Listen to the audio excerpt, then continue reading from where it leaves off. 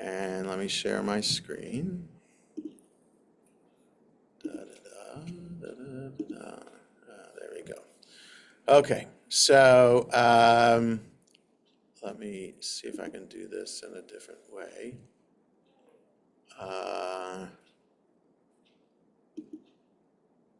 Maybe that's a little bit better. Okay. All right. So before we get started, just a reminder that this is our last class for the 2023-2024 calendar year until we start up again after Labor Day. So that would be Sunday, September 8th, I believe. That's what it is. So Sunday, September 8th will be when we resume. And like I said last week, I will look over the summer for a choice of sections that I'll suggest that we study next year. So we'll leave Avodah Zarah and get to some other topic for next year. Baruch atah Adonai Eloheinu melech haolam asher kitshanu b'mitzvotav v'tzivanu la'asok b'divrei Torah. I hesitated there because a note said admit Arnie Greenland.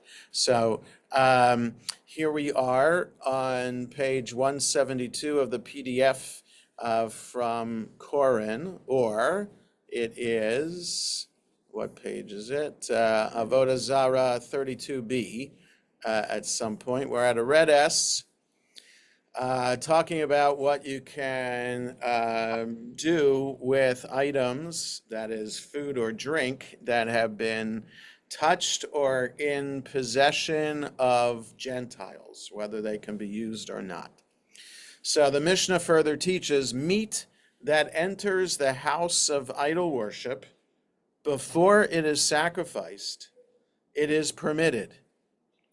So when I just looked at this today before Minyan, there's no note here, and I'm not sure how meat that goes into the house of a Gentile, like what the process is for meat getting there, and then for meat then to be permitted. Is it permitted to be sold, or is it permitted to be eaten? So I don't know, and the Gemara is not going to really talk about it. The Gemara asks, who is the Tana, who's the rabbi of the time of the Mishnah, who taught this? Rabbi Chia bar Abba said that Rabbi Yochanan said it's not in accordance with the opinion of Rabbi Elazar, as if one were to posit that it is in accordance with the opinion of Rabbi Elazar, this would be difficult.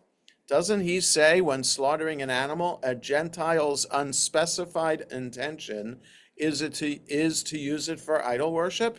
Right, so the default, according to Rabbi Elazar, is that a Gentile is going to use an animal for idol worship. That's the default, unless the Gentile specifically says what he's going to do with the animal. Accordingly, Rabbi Elazar would disagree with the ruling of the Mishnah that meat entering a house of idol worship is permitted. Right. So Elazar would say anything of the animal, the whole animal live, the whole animal dead, cut up into meat, would be forbidden, because that's just the default of Gentiles with animals. There's a halacha here, so let's just see. Let's find the halacha. Just a second here.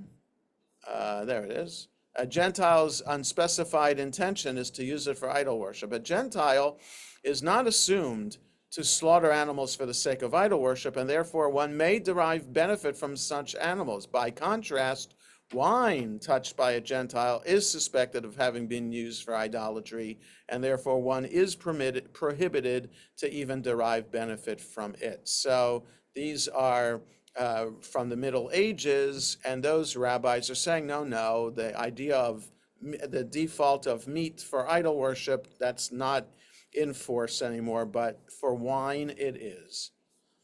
Okay, The Mishnah teaches, and meat that exits the house of idol worship is prohibited because it is considered as offerings to the dead, that is, idols.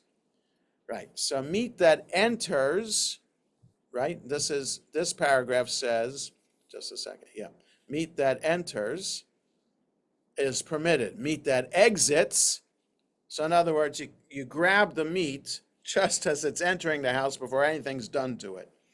But you take the meat after it exits the house of idol worship, then it's prohibited because it's considered as if it was an offering to idols. The Gemara asks, what's the reason that it's classified as such? It's because it's impossible that it is not an idolatrous offering, right? What else would a house of idol worship be doing with things in it other than making offerings to idols? The Gemara asks, whose opinion does this reflect? It is the opinion of Rabbi Yehuda ben Betera. As it's taught in a Baraita, again, a source from the time in the Mishnah that doesn't make it in the Mishnah, Rabbi Yehuda ben Betera says, from where is it derived that an idolatrous offering imparts ritual impurity by means of a tent to an individual or item situated together with it under the same structure, even if they do not come into direct contact? Okay, so there are ways. The whole category of ritual impurity is, if for 2,000 years, except for married women once a month, having to go to the mikveh, there's no more sense of ritual impurity anymore. The symbolic washing of hands after we depart a cemetery is just that, symbolic. That's not the way to get rid of the ritual impurity from a cemetery. So there are different categories of ritual impurity.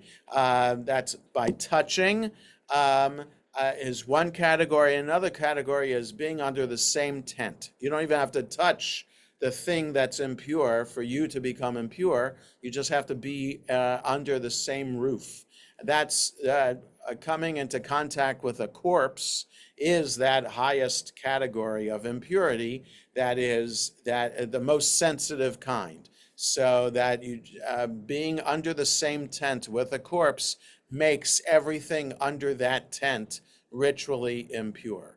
So the same thing they're saying is about idolatrous offerings. You just have to be under the same tent as an idolatrous offering to become impure. As it is stated, they joined themselves also unto Baal of Peor and ate the offerings to the dead. That's from Psalms 106. Just as a corpse imparts ritual impurity by means of a tent, so too idolatrous offerings impart ritual impurity by means of a tent. Similarly, Rabbi Yehuda ben Betera would hold that just as it's prohibited to derive benefit from a corpse, so too it's prohibited to derive benefit from idolatrous offerings. Okay. A different topic. The Mishnah teaches, with regard to those going to a festival of idolatry, it is prohibited to engage with them in business. Right? We talked about that last year. That's from the very beginning of this section of Avodah Zarah from chapter 1. You can't do business with idol worshipers around their festivals. So those going to a festival of idolatry, it's prohibited to engage with them in business. The Gemara notes that Shmuel says, in the case of a Gentile who goes to a festival of idolatry, if he's on his way to the festival, it's prohibited to engage in business with him, as he subsequently goes and offers thanks before the object of idol worship. Upon his return, it is permitted as what was. That is, he has already finished his worship, and refraining from engaging in business with the Gentile at this stage will accomplish nothing. So Shmuel says, he's a rabbi from the transitional period from the end of the Mishnah, beginning of the Gemara.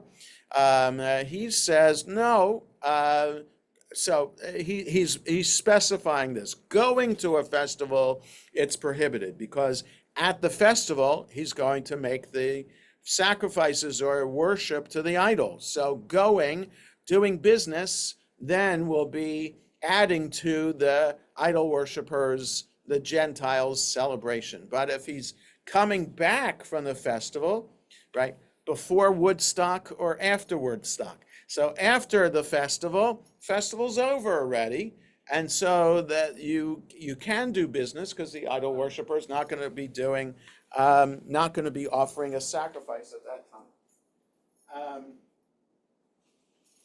So that's Shmuel is saying that. Going to a festival, you can't do business. Coming back from a festival, you can. That's what Shmuel says. Conversely, with regard to a Jew who goes to a festival of idolatry, if he's on his way to the festival, it's permitted to engage business with him, as perhaps he will retract from his plan and will not go. Upon his return, it is prohibited, since he will cleave to it and go to worship idolatry once again. So this is fascinating about what to do with a Jew who's going to attend a festival of idolatry. So this is an apostate Jew, or someone who has given up Judaism and going to the ways of idol worshippers. Maybe if a Jew does business with him, that Jew who's going to the festival will say, so maybe I'm not being rejected by the Jewish community, and maybe I'll not worship idols because this Jew is being nice to me. There's a whole idea, and every generation we try to figure out how to reach out to Jews who don't go to synagogue, who are unaffiliated, who are disaffected, disenchanted with the Jewish community, how to reach out to them, how to engage with them. So any kind of contact, positive contact, like doing business, might make the Jew feel better and cause the Jew to turn away from the wayward path and come back to Judaism. But they're saying that if he's leaving the place of idol worship and then you're doing business with him, it's as if you're saying to the Jew who just came from the festival that you agree with what you condone what they just had done, and maybe he'll go back and worship idolatry again. So it's just interesting, just thinking about the psychology of doing business, right? That's what this is. The psychology of doing business for a Jew doing business with an idol worshiper, and the psychology of a Jew doing business with a Jew who's going to a festival of idolatry. So every now and then we see some element of psychology enter into the Gemara here. Who knows if they're correct, but this is just the thought of the rabbis of doing business. The Gemara asks, but isn't it taught in a Baraita that with regard to a Jew who goes to a festival of idolatry, whether he's on the way there or returning from it, it's prohibited to engage in business with him? Right? So on the one hand, we just learned that it might be permitted to do business with a Jew on his way because it could prompt him to change his mind. Here's another Baraita that says, no, not at all, with a Jew either going to or coming back from. So how do we resolve this disagreement? The Gemara answers that Rav Ashi said, when that Baraita is taught, it's in reference to an apostate Jew who will certainly go to the festival and will certainly not change his mind. So it's a Jew already who has already committed to being an idol worshiper. And in that case, you can't do business with that Jew at all. So there's a note, and let's just see here. That's the halacha. Here's the note. To an apostate Jew, it is assumed that an apostate will cleave to his idolatrous worship and is unlikely to refrain from going to the festival regardless of the influence of another Jew. Right? Once a Jew becomes an apostate, it's impossible to get him to come back. So I don't know about that, but there's lots of literature from over the centuries of Jews dealing with apostate Jews. And this is essentially, especially in Christian countries, it's not so much in Muslim countries, but in Christian countries, you have a lot of literature about this because Jews, depending on the country, especially under the Spanish Inquisition, in order to survive in the country they were living in, they had to convert to Christianity. That was the rule of the Inquisition, 1492. Get out of Spain or convert to Christianity. That's what the Jews were faced with. And some Jews stayed because they just couldn't imagine leaving. What were they going to do for a living? How were they going to survive? How were they going to start from scratch? So they figured, okay, they'll on the outside look like they've converted to Christianity, but on the inside not. So there's lots in rabbinic literature from that time about how to deal with such Jews who um, give the appearance as if they are apostates, but they are not really apostates. Okay. The sages taught, with regard to a Gentile who goes to a fair where goods and idols are bought and sold, whether he's on the way there or returning from it, it is permitted to engage in business with him. Okay, so a fair is different from a festival for idol worship. Okay, at a fair, anything and everything is sold. So you don't know what the Gentile is going to do at the fair. And so it's okay to sell or to do business with such a Gentile at a fair, whether he's going to the fair or coming back from it. With regard to a Jew who goes to a fair, when he's on the way there, it's permitted to engage in business with him. But if he's returning from it, it is prohibited.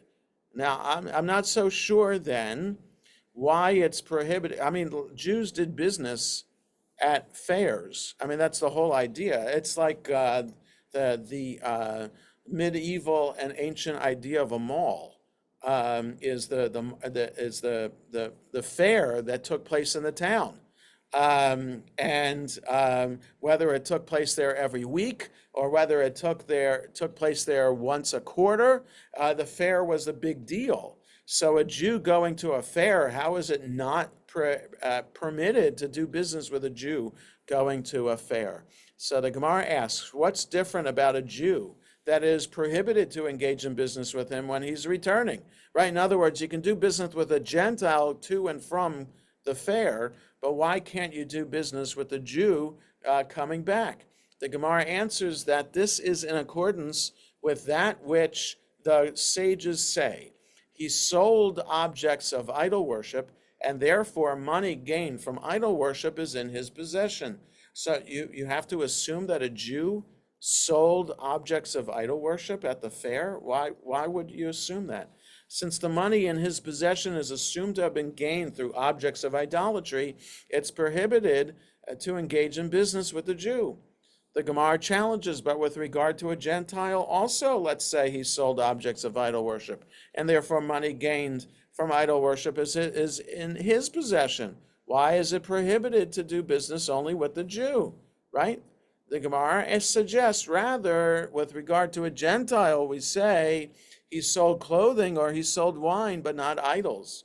So the Gemara questions, then with regard to a Jew also, let's say, one should say that he sold clothing or he sold wine, but not idols. Yeah, why can't the default be that Jews are not selling idols at a fair? The Gemara explains, if he had only wine or clothing to sell, he would have sold them here instead of going to the fair.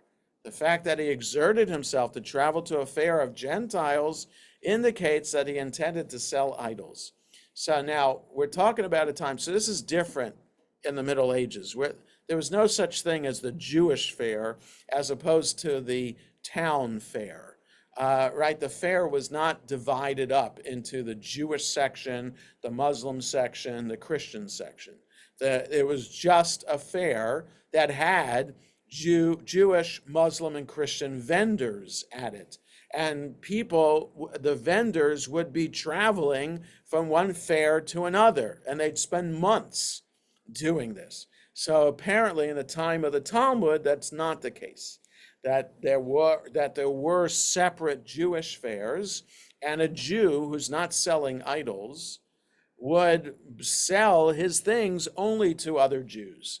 So that's interesting too, that there's still this idea better for Jews to stick with other Jews and not be tainted in any way with contact, even business wise, with Gentiles. So that's what seems to be underlying here, that there's the opportunity for Jews to make a living by doing business with other Jews. The fact that the Jew is deciding to go to a Gentile fair, then it's right to suspect that Jew of his motives and even of his beliefs. So it must be, if this Jew doesn't want to do business with other Jews and he wants to go to the Gentile fair, it must be that he's dealing with objects of idol worship. Okay. The Mishnah teaches, and with regard to those who are coming from a festival of idolatry, it is permitted to engage with them in business. Rabbi Shimon ben Lakish says the sages taught this only with regard to a case where those returning are not attached to one another. That is, they are not traveling in groups. But where they are attached to one another, it is prohibited to engage in business with them. As I say, the Gentile intends to return to the festival with his companions. So it depends also how the Gentiles are traveling. If they're in a group, then maybe they're going to be going back. But if single, maybe they're not going back. The Mishnah further teaches wine skins and jugs that belong to Gentiles and that have a Jew's wine contained in them are prohibited. Right, so that there's a chance that non-Jewish wine remnants are still in the wineskin or the jug that are imparting their non-Jewishness to the Jewish wine. The sages taught, with regard to wineskins of Gentiles, if they are stripped and free from tar and new, they are permitted. Right? So that means that there wouldn't be anything left over from what had been in there before because it's new. So therefore, it's only Jewish wine in it, so then it's permitted. But old and tarred containers are prohibited. Nevertheless, if a Gentile pitched them and lined them and added wine to them to negate the flavor of the tar while a Jew stands over him, one need not be concerned for a prohibition. So in other words, if you're in desperate need of a wineskin or a jug and you only can get a Gentile one, then make sure you supervise the Gentile retarring the wineskin or the jug so that prevents any residual Gentile wine from imparting anything into the Jewish wine. So in that case, it's okay if you've supervised it to use the Gentile wineskin or jug. The Gemara asks, but once we have established that a Gentile places wine in the containers, what of the fact that a Jew stands over him? Why does this affect the halacha? The Gemara explains, Rav Papa said that this is what the Braita is saying. If a Gentile pitched the containers and lined them, and a Jew then placed wine in them while another Jew stood over him, one need not be concerned that it is prohibited. There's got to be some kind of supervision of the process of the retarring.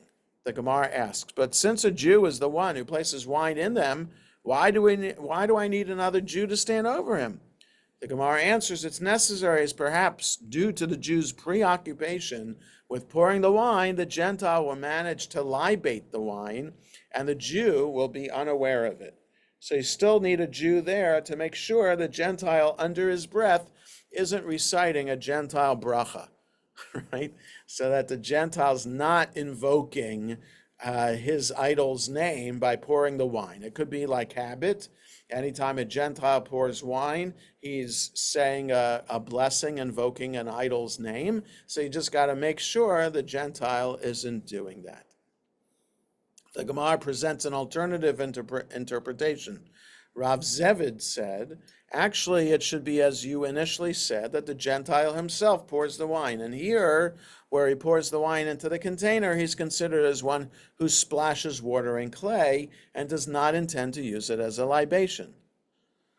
Rav Papi said, conclude from the statement of Rav Zevid that with regard to this incident involving a Gentile who casts wine into the salt receptacle of a Jew, the salt is permitted as the Gentile has no intention of using the wine as a libation. So in other words, rabbis are unclear what Gentiles do when they pour wine. Some think that they recite a blessing to their God, and others think, no, when they're just pouring, they're not doing blessings. Rav Ashi objects to this. Are the two cases comparable? There, with regard to the pitched container, the flavor of the wine is going to be lost due to the tar. But here, in the case of the salt receptacle, the flavor of the wine is not going to be lost. Therefore, there's no reason to rule that the salt is permitted. Okay. The Gemara relates a relevant incident. Bar Idi, the Arab, seized certain wineskins from Rav Yitzchak Bar Yosef, placed wine in them for an extended period of time, and then returned them to him. Rav Yitzchak Bar Yosef came and asked in the study hall what course of action he should take. In other words, what should he do with this wine now? Rabbi Yirmiyah said to him, this is what Rabbi Ami instructed me to do in terms of practical halacha. One fills the skins with water for 3 days so that the water will absorb the flavor of the wine and then pours the water out. And Rava says, in addition, one must pour out the water in them every 24-hour period and then refill them. Once this has been performed, the wineskins will be permitted. So keep the water in it for 3 days, or for 3 days in a row, pour water and then pour it out at the end of the day, like that, for 3 days.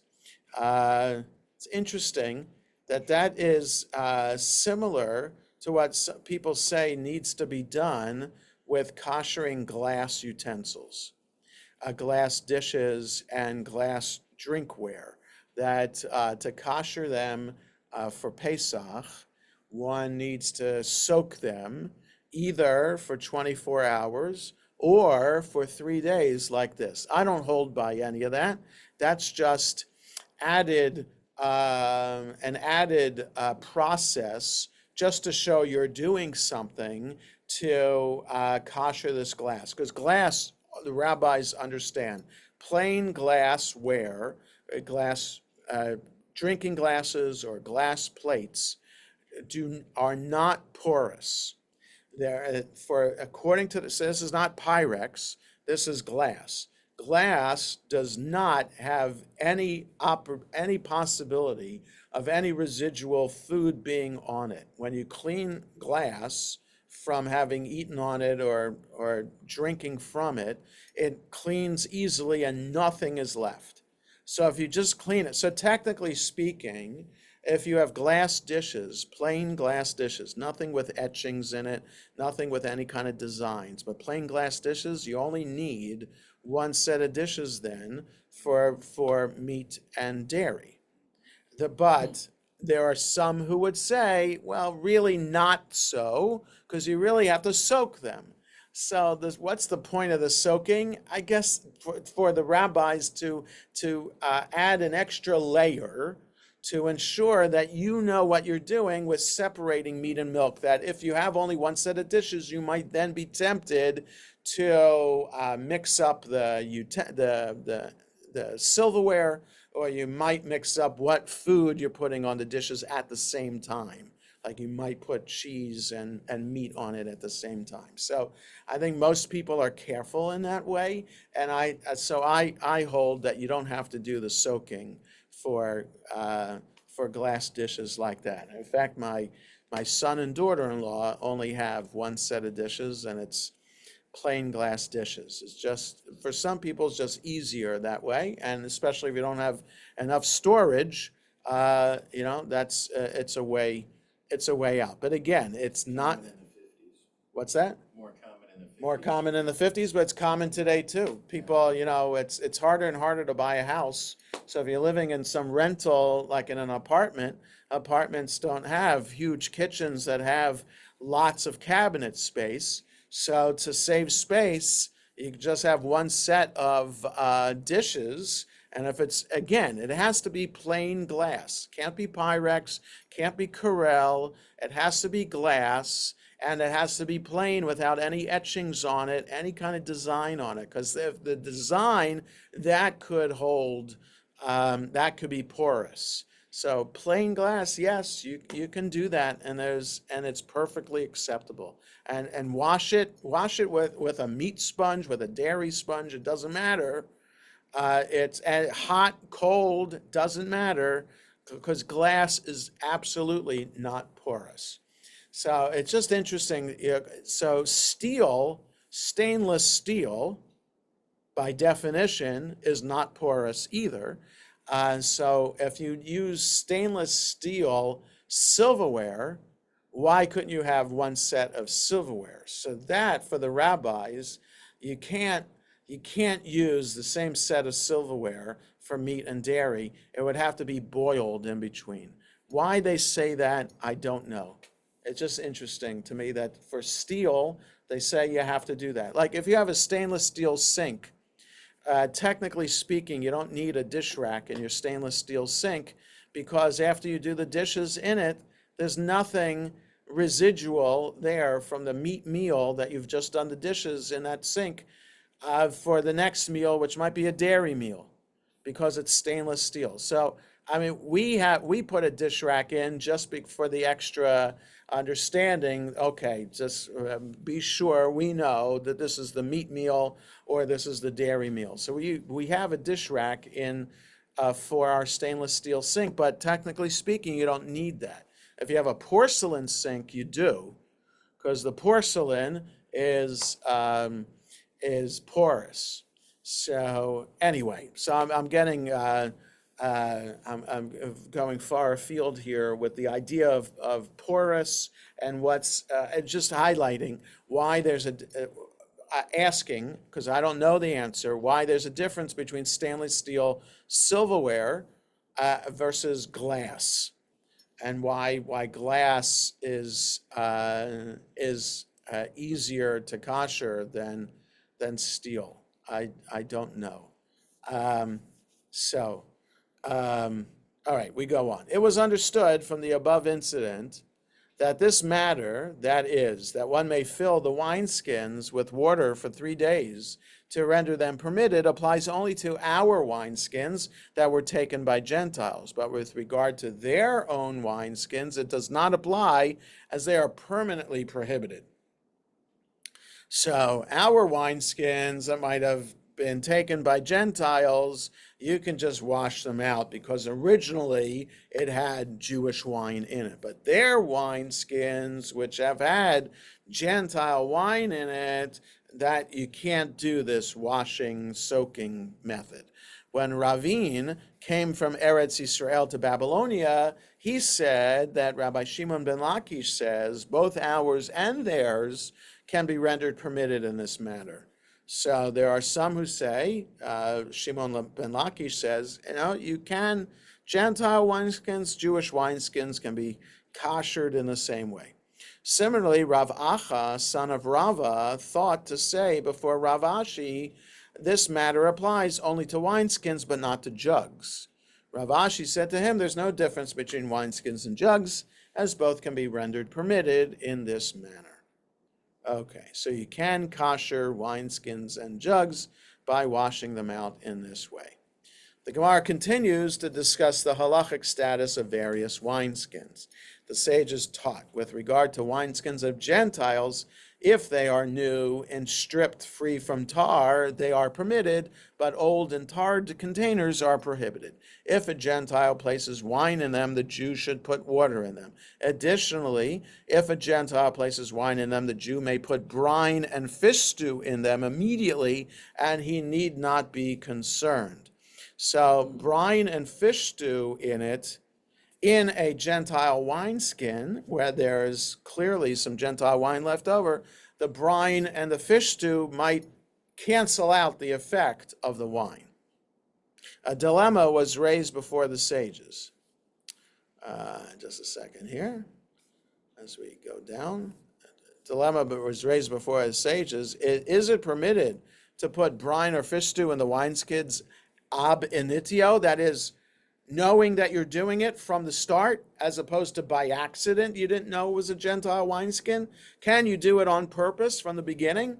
Or is the substance permitted only after the fact, right? Oh, by accident, I realized after I did this. So, but initially you shouldn't have done it. The Gemara suggests, come in here, a resolution to the dilemma, as Rav Zevid bar Oshaya teaches. With regard to one who purchases jugs from Gentiles, if they are new, he may place wine in them. And if they are old, he may place brine and fish stew in them ab initio. Yes, you can do that from the start. Why brine? Yeah, so the brine and the fish stew also probably has vinegar in it. So maybe the effect of the vinegar and the brine, like any pickling kind of thing, could can erase the effect of the wine. Is this in order to wash them, or can No. you then eat the brines? I think you can eat it. It's not to wash it. It's to it's to use it. Yeah. Yeah. Okay. New topic. The Gemara discusses the effect of fire on prohibited vessels. Rabbi Yehuda Nasiya raised a dilemma before Rabbi Ami. If one returned prohibited containers to the furnace and they whitened due to its heat, what is the halacha? So in other words, you got this jug, this wine jug, this Gentile wine jug that has residue in it. You don't want to tar it. Can you put it back in the kiln and it whitened? That is, it got hot enough that it clearly changed its form. What's the halacha? Is the fire assumed to expunge the absorbed wine or not? Rabbi Ami said to him, if brine burns away the wine, right? So that's what they're saying. You could put the brine or the fish stew. If that burns away the wine and it's not fire, all the more so, is it not clear that fire does as well? This is like a kal vachomer argument. If the brine cancels it out, how much more so should fire cancel it out? It was also stated that Rabbi Yochanan says, and some say Rabbi Asi says that Rabbi Yochanan says, with regard to jugs belonging to Gentiles that one returned to the furnace, once the tar has disintegrated, they are permitted. Right? You put the jug in the furnace, the tar inside is going to burn up, and then it becomes in an unrecognizable form. It's not wine anymore, or tar, it's ash, and then it's permitted. Rav Ashi said, do not say that the jugs must stay in the furnace until the tar falls apart entirely.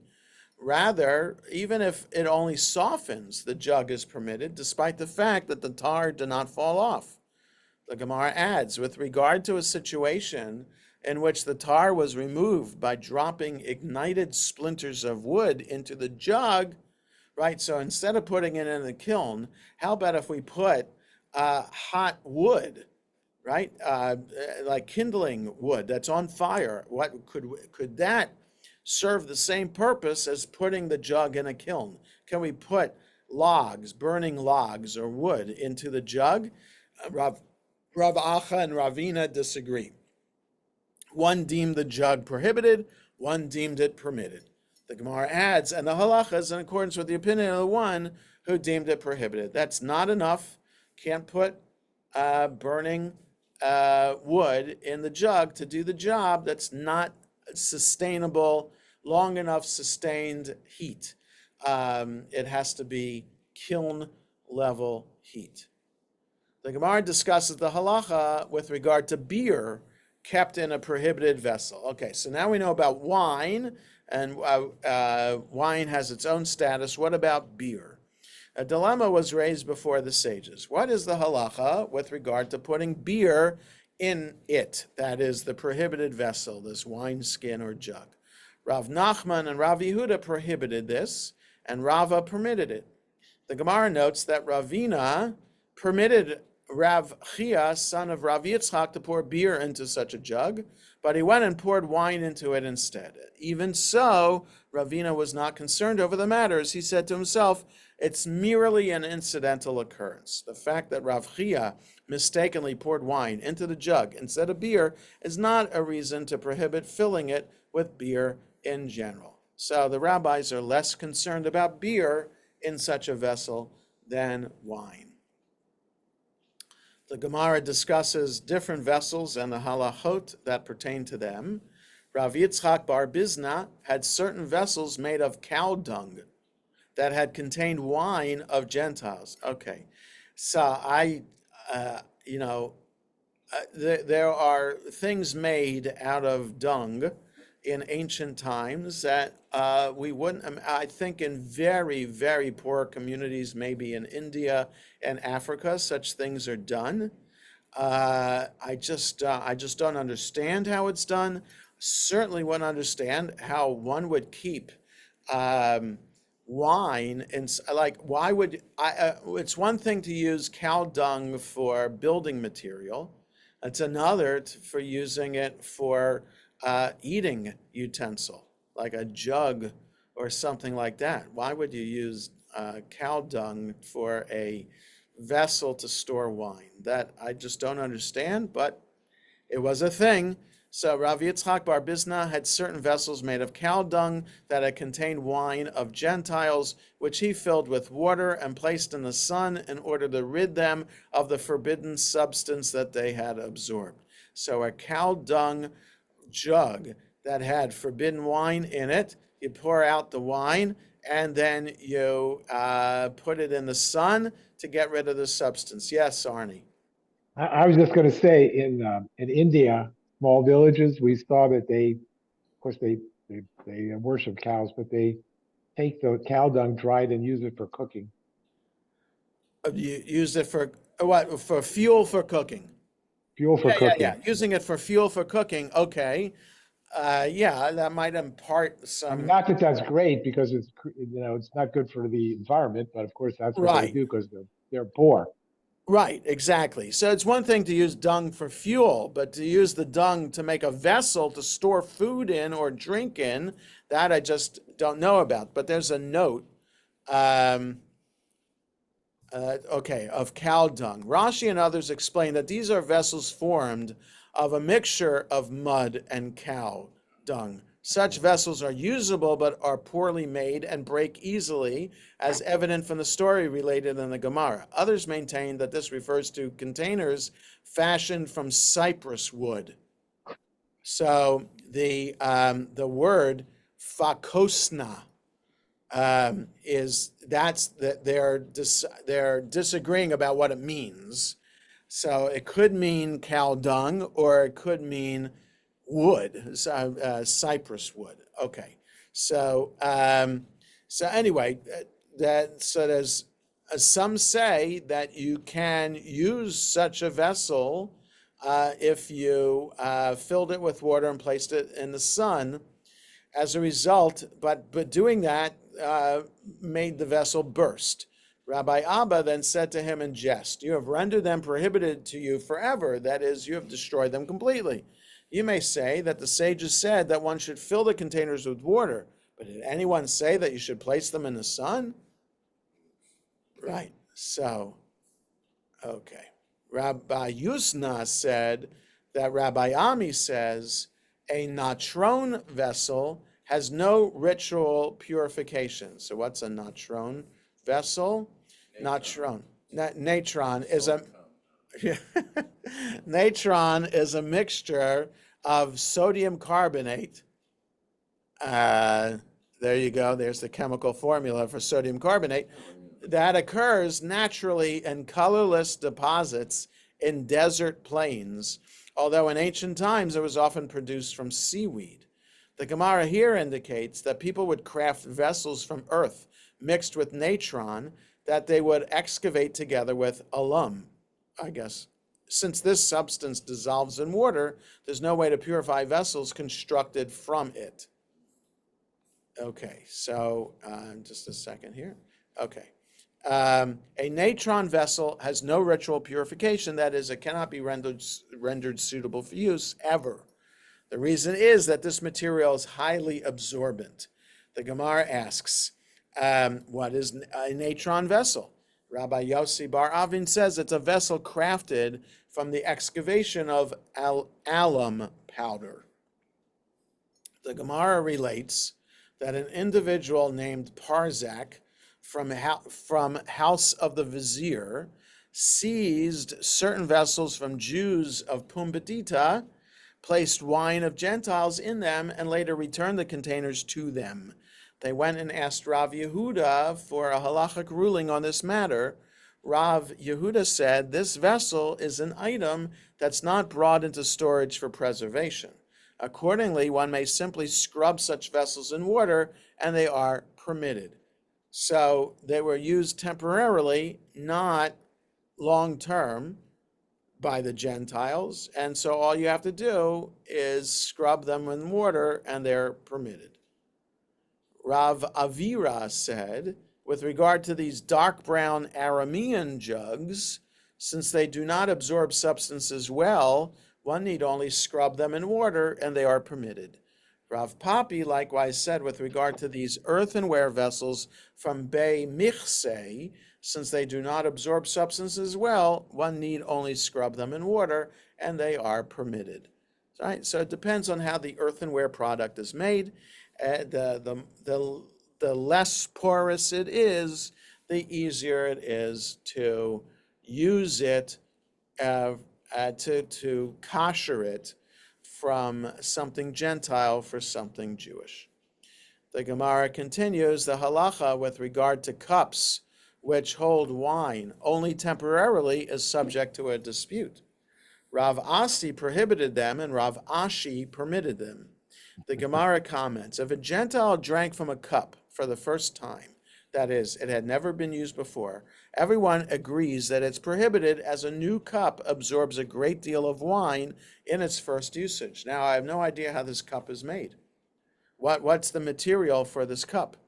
They disagree when it's being used for a second time, that is, the cup has already absorbed the permitted liquid, and therefore its capacity to absorb the Gentile's wine is impaired. And there are those who say if the cup is used for the first or the second time by a Gentile, everyone agrees that it's prohibited. They disagree when it's being used for the third time.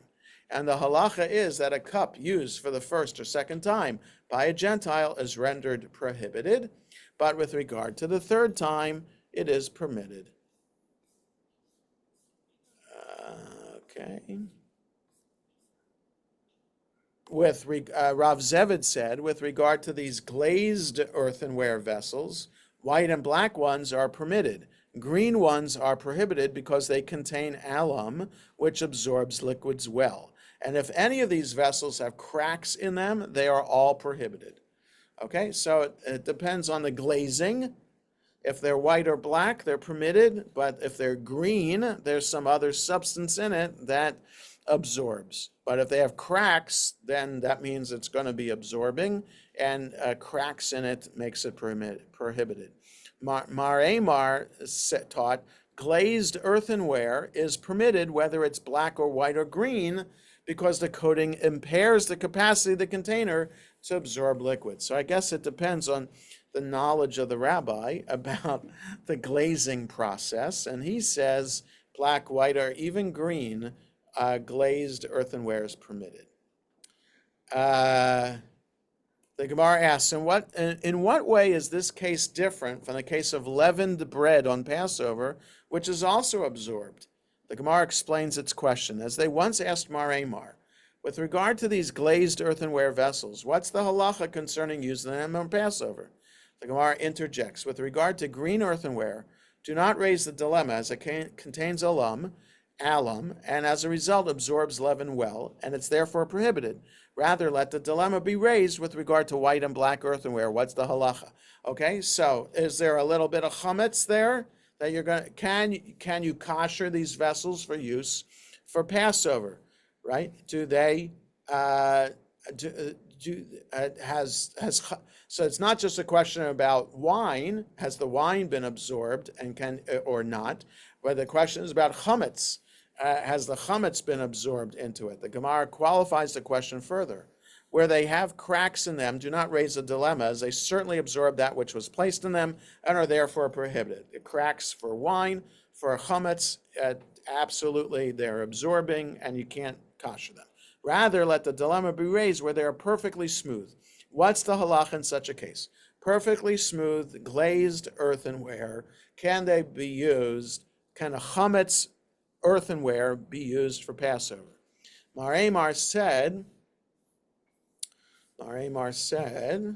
just a second here, to them, I observed that they sweat. That is, they exude liquid from their exterior. And since they sweat, they certainly absorb and are therefore prohibited. So scientifically, I'm not sure that's accurate. That, in other words, if they're sweating, that means that they absorb. I think glasses, drinking glasses, glass dishes, they would sweat also, the condensation. So I'm not sure that is reflective of the material that had been absorbed. The Gemara asks, what's the reason that they cannot be rendered permitted by purging with hot water? It's because the Torah attested with regard to an earthenware vessel that substances absorbed in it are never expelled from its walls. Because the Torah says you can't kosher earthenware, so you can't kosher earthenware. So the Gemara reiterates its question. Mar Amar ruled that glazed earthenware absorbs leavened bread permanently, but he did not rule likewise with regard to wine. So what do you mean that it absorbs chametz, but it doesn't absorb wine? What way is leavened bread different from wine used for an idolatrous libation? Why is it that Mar Amar taught with regard to them, all glazed earthenware vessels are permitted, even if they have contained wine of Gentiles? The Gemara adds, and if you would say that these cases are different, as leavened bread is prohibited by Torah law, whereas wine used for a libation is prohibited by rabbinic law, that's difficult. But there is a principle that all ordinances that the sages instituted, they instituted them parallel to Torah law. Although this wine is prohibited by rabbinic law, it's subject to the same halacha as chametz. The Gemara answers, this one's use is with hot substances, and that one's use is with cold substances. Wine is drunk while it's cold, and is therefore absorbed to a lesser extent than leavened bread, which is often cooked in the vessel. So that could be the difference. Cold, and not literally cold, could be lukewarm, not hot. That is, there is that status by the rabbis. Hot foods, hot liquids tend to be absorbed more by the vessel than cold, and that is true. So if you're like washing by accident under lukewarm water, like cleaning your a dairy spoon that happens to be mixed with a meat fork, and you're washing them at the same time with a sponge, and it's under lukewarm water, you don't have to worry about it. It's fine. The status of the dairy and the meat utensil hasn't been affected because it's cold. If it was hot, then it would be affected and then would have to be kosher. But hot is hot that your hand would hurt from the heat of the water up to that temperature. Before that temperature, then it's not considered hot. Okay. It is 10:25. We'll stop here for today. So I wish everybody a good rest of the day, and we'll see everybody again for Talmud class, God willing, on Sunday, September 8th after Labor Day. Take care, everybody. Bye-bye. Thank you.